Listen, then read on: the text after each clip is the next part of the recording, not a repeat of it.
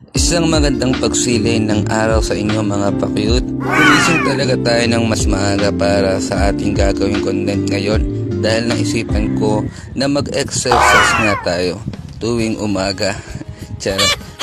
Dahil kailangan ko na nga palang mag-exercise dahil napapansin ko na ang aking katawan ay sobrang taba na naman. Mga pang-basic home exercise lang naman ang ating ginagawa dito mga pakyut. Tulad nga ng push-up, curls up, at syempre ang magpakyut. Charot! Kung mapapansin nyo nga, parang napakaganado ako mag-exercise dyan. Exercise pala, charot. Kasi nga, umaga pa lang, may nagpapakalig na sa'yo. Charot! Shoutout nga pala sa nagchat-chat sa akin ng umaga dyan na nagpapakilig at nagbibigay ng ngiti sa akin. Charot! So ito na nga ang next step natin, ang curls up.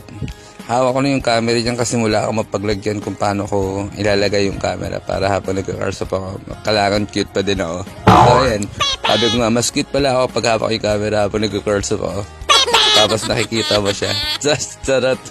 So yun mga pakyut, hanggang 30 minutes or mahigit 30 minutes lang ako nag-exercise dyan. Sabi nga kasi ni Doc Char, enough 30 minutes is pwede na daw yun or sapat na. Para ito, sapat na. Charot. So hanggang dito na lang muna tayo. Bye bye.